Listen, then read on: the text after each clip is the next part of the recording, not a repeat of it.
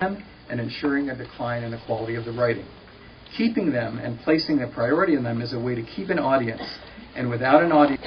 And that those results actually informed this transition in both staff and focus. And I was wondering if you could talk a little bit about that. Or wherever else. But I think the idea that we can round up the best voices in the community to talk about or review exhibitions is a frightening prospect. Because to have, with all due respect, to an academic at UCSD, the idea that he or she would decide which exhibition to review, what their relationship is with the curator, the director, it's a kind of anarchy that we have avoided. And I don't think it's yet we've been able to convey to you, Jeff, the importance of having an impartial arbiter who is well-informed, intelligent, writes well, and above all, gives constructive criticism. Bob Pincus has written some horrible things about my museum over the last years. And some of it I didn't agree with, and some of it I learned from. But I've always known that he would be fair and balanced.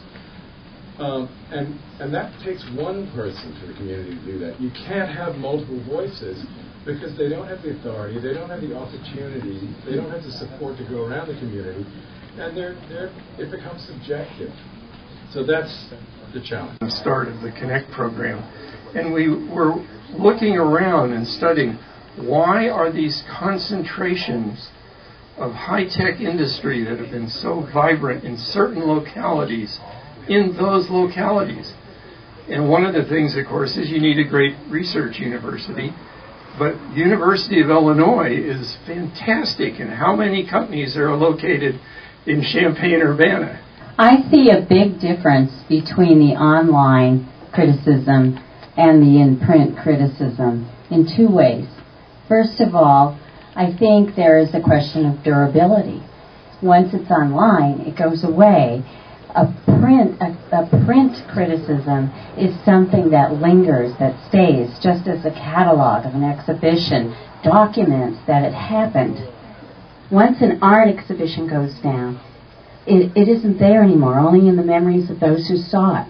Now, I never said I was going to kill books. Well, so it's a detail, but I think, okay. So, but you're not now doing it. That's the important thing. I will tell you that I did initially have the instinct to put more visual arts into the paper and less books.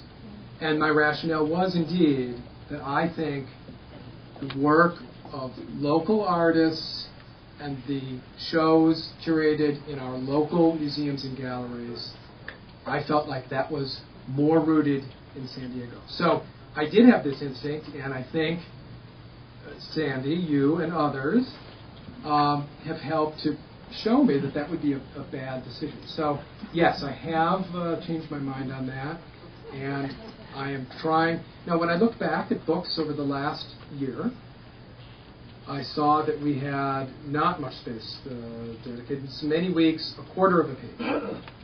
On average, 0.6 pages. That's what it's done. Reviews by a staff reviewer 5 times this year. Well, it has to do with the budget. Yeah. So there hasn't been much. And actually, I do think, and I would not want people to get excited, but I think we can do a little better job. We counted 90 reviews over the past 6 months. There are 90 reviews altogether, yeah. Yeah. Difficult as it is important. And I really would like to avoid turning this time into debating the particular merits. We're not going back. We need to go forward. And I'd like to try to find a way to find solutions. This might not be the very best time to talk about different models or grand ideas or big solutions. Maybe it's a little too early for that, but I think that's where we're focused. I edited that section for the last 5 years, wrote me a note and said, I didn't think it was productive or accurate when Sandra framed this as a Jim versus Bob thing, and I'm not sure you did that.